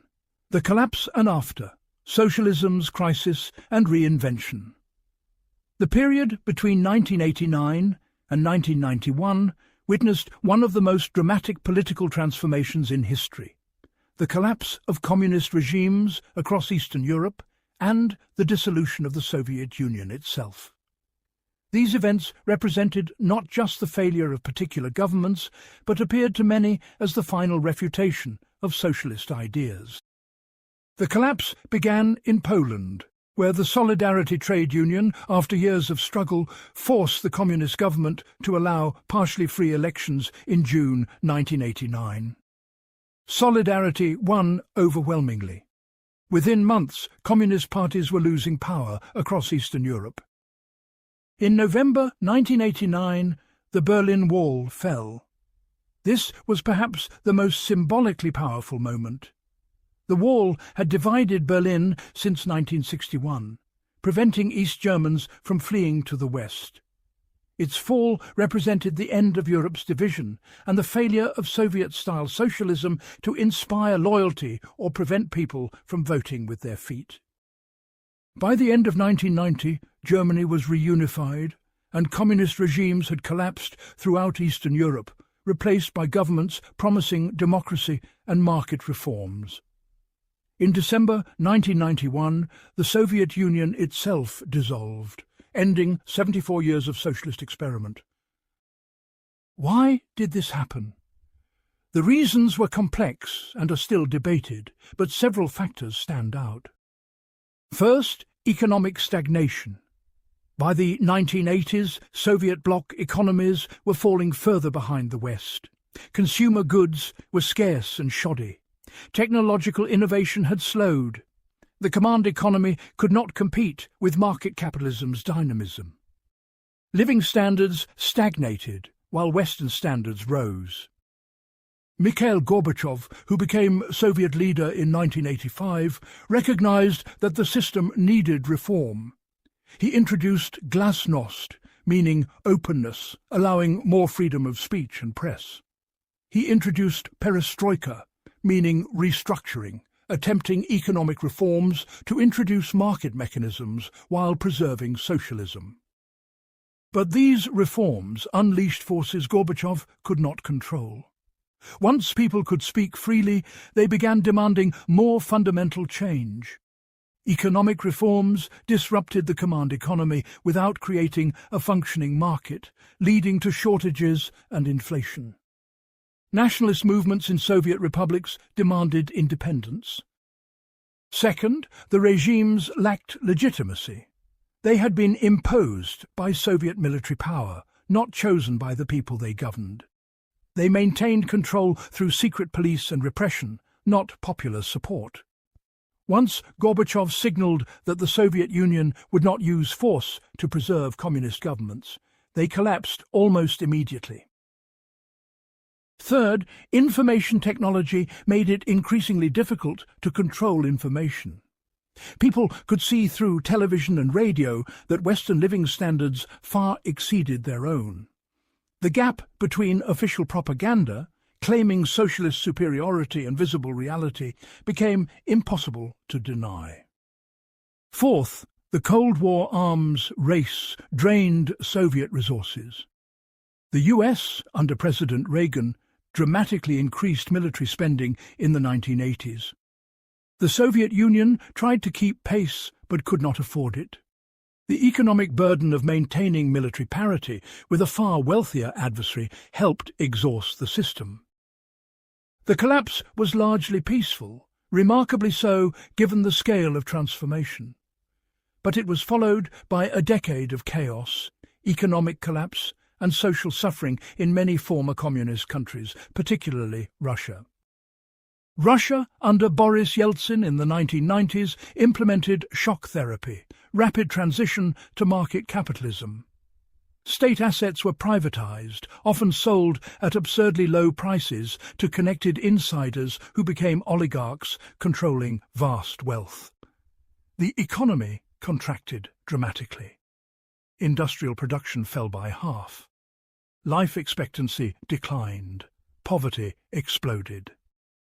This catastrophic transition discredited market capitalism in many Russians' minds, just as Soviet stagnation had discredited socialism.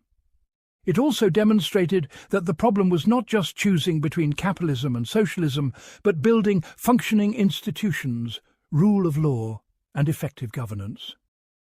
For socialist movements worldwide, the Soviet collapse was devastating. For 70 years, the Soviet Union had been the primary model of actually existing socialism, however criticized by democratic socialists. Its collapse seemed to prove that socialism simply did not work. The political theorist Francis Fukuyama proclaimed the end of history, arguing that liberal capitalist democracy had won the ideological struggle decisively. No viable alternative remained. Future politics would involve technical management within capitalism, not fundamental debates about different systems. Many socialist parties responded by abandoning socialist goals entirely. The British Labour Party, under Tony Blair's New Labour, embraced markets, privatisation and financial deregulation. Similar shifts occurred in social democratic parties across Europe. They retained some welfare state policies, but accepted capitalism's basic structures as unchangeable. This period, the 1990s and early 2000s, represented socialism's nadir in terms of political influence and intellectual confidence. Triumphant capitalism seemed the only game in town. But several factors began shifting this consensus. First, the promised benefits of market reforms failed to materialize in many countries. Russia and much of Eastern Europe experienced economic decline, corruption and rising inequality rather than prosperity. People became nostalgic for the security and equality of the socialist era, even while recognizing its problems. Second, capitalism in the West began generating new problems. Inequality increased dramatically from the 1980s onward. The financial crisis of 2008 demonstrated that markets were neither self-regulating nor stable. Enormous bailouts of banks, using public money to rescue failed private institutions, undermined claims that capitalism meant freedom from state intervention. Third, new problems emerged that market capitalism seemed unable to address. Climate change, financial instability, rising inequality, the concentration of wealth and power in tech monopolies. These suggested that markets alone could not solve humanity's major challenges. By the 2010s, socialist ideas were experiencing a modest revival, particularly among younger people who had no memory of Soviet communism and saw capitalism producing inequality and insecurity. This revival took new forms, usually rejecting Soviet-style state ownership in favour of more decentralised democratic alternatives. Socialists emphasised workplace democracy, cooperative ownership, participatory planning and democratic control of investment. Some pointed to contemporary examples, the Mondragon cooperatives in Spain, a network of worker-owned enterprises employing thousands, the cooperative movement in Italy, democratic decision-making in Kerala, India, participatory budgeting in Brazilian cities. These were not full socialist societies, but demonstrated that alternatives to capitalist organisation were possible. Others emphasised socialism as a long-term horizon, rather than an immediate programme. The point was not to implement a detailed blueprint, but to push consistently in the direction of greater equality, democracy and collective control over economic life. The climate crisis gave new urgency to socialist arguments. If humanity needed to rapidly transform energy systems and production methods to avoid catastrophic warming, could this be left to market forces and private profit? Many argued that only democratic planning could achieve the necessary transformation quickly enough. Yet socialist movements remained weak and fragmented compared to their early 20th century heyday. No major socialist party governed a wealthy country. No new socialist economic model had been successfully implemented at scale. The movement had intellectual energy but little political power. The Soviet collapse had not ended debates about socialism, but it had fundamentally altered them. No one could seriously propose replicating Soviet-style systems. Instead, socialists had to articulate what democratic, decentralized, market-aware socialism might look like. This was a more modest project than earlier revolutionary socialism, but perhaps more realistic. Part 12. Contemporary Socialism. Where do these ideas stand today? As we approach the middle of the 21st century's third decade, where do socialist ideas stand? The picture is complex and contradictory. Socialist parties have little power in most countries, yet socialist ideas influence mainstream politics more than at any time since the 1970s. Several factors explain this paradox. First, capitalism's recent performance has been underwhelming for many people. After the 2008 financial crisis, recovery was slow and uneven. Wages stagnated for average workers while wealth concentrated among the very rich. Young people faced worse economic prospects than their parents, despite being better educated. In the United States, the richest country in history, millions lacked health care, could not afford housing, and were burdened by student debt. Life expectancy began declining, driven by deaths of despair, suicides, and drug overdoses among working-class people whose economic futures had collapsed. These conditions made socialist critiques of capitalism resonate, even among people who would not identify as socialists. Polls showed that young Americans had more favorable views of socialism than capitalism, though what they meant by socialism was often vague, more Scandinavian social democracy than revolutionary transformation. Politicians like Bernie Sanders in the US and Jeremy Corbyn in Britain enjoyed surprising success with explicitly socialist platforms, though neither achieved power. They advocated universal health care, free higher education, wealth taxes, and breaking up monopolies. Their programs resembled mid-20th century social democracy more than Marxist revolution, but they reclaimed the socialist label that social democratic parties had abandoned. Second, the climate crisis has revived arguments for economic planning. The scientific consensus is clear.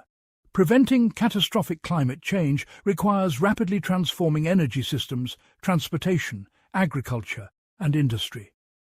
This transformation must happen within decades, not centuries.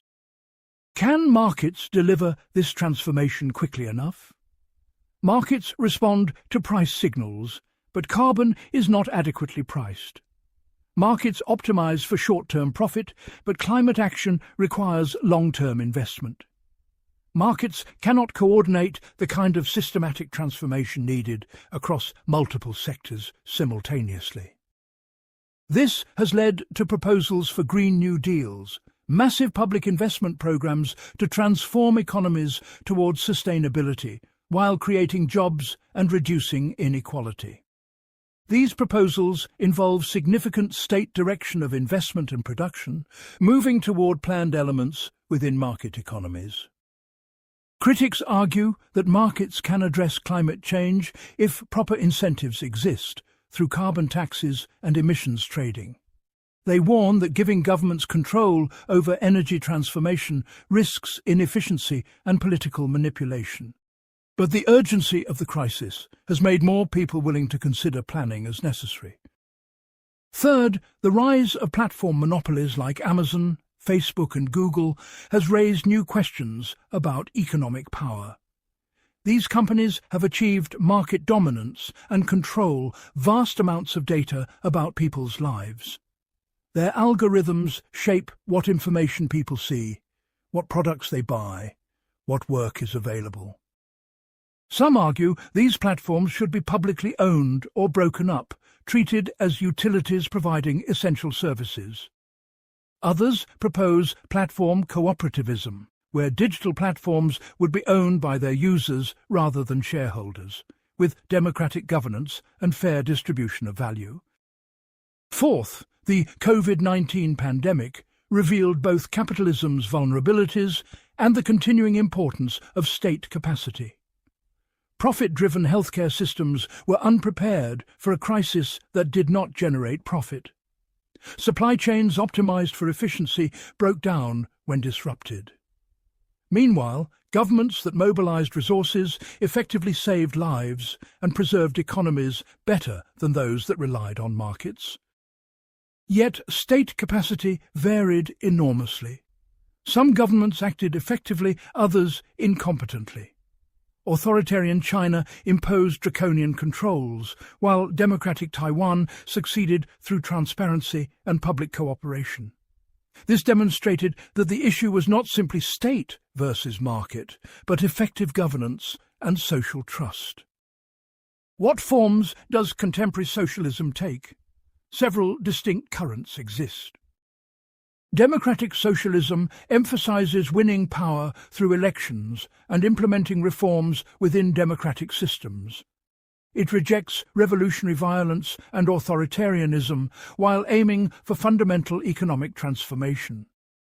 The goal is typically social ownership of major enterprises, worker control of workplaces, and democratic planning, achieved gradually through legislation. Libertarian socialism or anarchism continues to emphasize decentralization, direct democracy, and skepticism of state power. It advocates worker cooperatives, mutual aid networks, and federated community organizations rather than centralized state control. This tradition influences movements like Occupy Wall Street and autonomous zones like Rojava in northern Syria, which has experimented with democratic confederalism. Eco-socialism connects socialist and environmental politics, arguing that capitalism's growth imperative makes it incompatible with ecological sustainability. Eco-socialists advocate transforming production to meet needs rather than maximize profit, prioritizing sustainability over growth, and democratic planning to reduce consumption and transition to renewable energy. Some Marxists have updated class analysis for contemporary conditions. They note that traditional industrial working class has declined in wealthy countries, while service workers, gig economy workers, and precarious labourers have grown. They argue that class struggle continues but takes new forms. Fights over housing, student debt, healthcare access, and working conditions in the gig economy. Feminist socialists emphasize that economic analysis must account for unpaid reproductive labor, mostly performed by women, childcare, elder care, housework, emotional labor that makes paid work possible. They argue for socializing care work through public services, recognizing its value, and transforming gender relations alongside economic structures. Anti-racist socialists insist that class analysis must incorporate how racism structures capitalist exploitation, creating super-exploited populations and dividing workers. They advocate reparations for historical injustices and recognize that building socialism requires confronting racism, not just focusing on class alone. What are the major debates within contemporary socialism? One concerns the role of markets. Should socialists advocate completely replacing markets with democratic planning, or should they accept markets while democratizing ownership? This debate echoes older discussions, but with new urgency given planning's historical failures and markets' demonstrated coordination abilities. Another concerns the state. Should socialists aim to capture state power and use it to transform society, or should they build alternative institutions outside state structures? Statist socialists argue that you cannot transform society without controlling the state's coercive and administrative capacities. Anti-statist socialists warn that concentrating power in the state inevitably leads to authoritarianism. A third debate concerns strategy. Should socialists focus on elections and legislation, on building cooperatives and alternative institutions, on labour organising and strikes, on social movements and protests? Different factions emphasise different approaches, with most agreeing that multiple strategies are necessary, but disagreeing about priorities. A fourth debate concerns technology. Some socialists embrace technological optimism, arguing that automation and artificial intelligence could eliminate scarcity and drudgery, making full communism possible. Others are skeptical, noting that technology under capitalism typically increases control and inequality rather than liberation. What challenges does contemporary socialism face? First, the lack of compelling models. No existing society represents the democratic, egalitarian socialism that most contemporary socialists advocate. This makes it difficult to convince people that socialism is realistic and desirable. Pointing to Scandinavia is not enough if your goal goes beyond social democracy. But where is the proof that more radical socialism can work? Second, the power of capital. Wealthy individuals and corporations have enormous resources to oppose socialism. They fund political campaigns, own media, threaten capital flight and disinvestment. Even democratic socialist governments face these pressures, which can undermine reforms or provoke coups. Third, political fragmentation. Socialist movements are divided among numerous factions and parties, often spending more energy fighting each other than fighting capitalism. The left's traditional weakness for sectarian infighting continues to undermine effectiveness. Fourth, competing identities. Many progressive movements today organize around gender, race, sexuality, or environmental issues rather than class. While these concerns are legitimate, they sometimes compete with class-based organizing rather than complementing it. Building coalitions across these movements remains challenging. Fifth, the appeal of nationalism and authoritarianism. In many countries, right-wing populist movements have grown by offering simple explanations for economic anxiety. Blame immigrants, blame globalization, blame elites, and promise national greatness. These movements often attract working-class support that socialists believe should be theirs. What might socialism's future look like? Several possibilities exist. One is continued marginalization. Socialist ideas might remain intellectually influential but politically irrelevant, with capitalism adapting enough to survive without fundamental transformation. The welfare state might expand or contract, inequality might rise or fall moderately, but no socialist breakthrough occurs. Another is social democratic revival. Capitalist crisis or climate catastrophe might lead to new social democratic compromises with expanded public ownership, stronger unions, and more regulation, but still within basically capitalist frameworks. This would be significant, but not the full socialist transformation many advocate. A third possibility is that climate crisis and political instability lead to authoritarian solutions rather than socialist democracy. Faced with ecological collapse and social conflict, governments might impose top-down control without genuine democracy or equality. This eco-authoritarianism would share some socialist features, public control of economy, but none of its liberatory promise. A fourth possibility is that technological change enables post-scarcity economics, making socialist distribution feasible. If automation and renewable energy make production abundant and cheap, distributing resources according to need rather than market mechanisms might become practical. But this requires political will to distribute abundance fairly rather than concentrating it further. Finally, socialism might evolve into forms we cannot yet imagine, adapting to conditions we cannot foresee. Socialist ideas have repeatedly transformed in response to changing circumstances over the past 2 centuries. They will likely continue evolving. What can we conclude about socialism after this deep examination? Several things seem clear. First, socialist critiques of capitalism identify real problems. Exploitation, inequality, alienation, instability, and capitalism's inability to address collective challenges like climate change. These criticisms remain powerful and relevant. Second, implementing socialism has proven far more difficult than early socialists imagined. Economic coordination without markets or effective planning remains unsolved. Preventing state power from becoming tyrannical remains unsolved.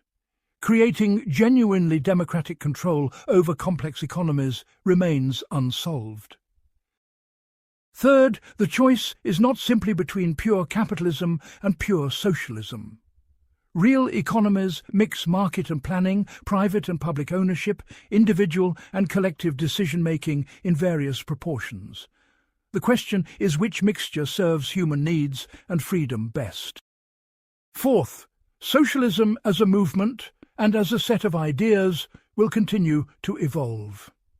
The specific forms it takes will depend on how capitalism develops, what crises emerge, what technologies become available, and what political movements arise. Fifth, the fundamental questions socialism raises remain unresolved. How should economic power be distributed? How can we balance individual freedom with collective needs? How can we organize production to meet human needs while preserving dignity and autonomy? These questions do not have final answers, but require ongoing democratic deliberation and experimentation. Socialism's history is a story of inspiring ideals, brutal failures, partial successes, and continuing relevance. It is a history of human beings trying to imagine and create better ways of organizing our common life, succeeding and failing, learning and forgetting, but continuing to believe that the existing order is not inevitable, and that collective action can create more just and free societies. Whether that belief is vindicated or refuted remains to be seen. This concludes our comprehensive exploration of socialist ideas and philosophy, from their origins through their evolution, implementations, critiques, and contemporary forms. The conversation about these ideas continues, and your engagement with them, informed by this history and analysis, is part of that ongoing conversation.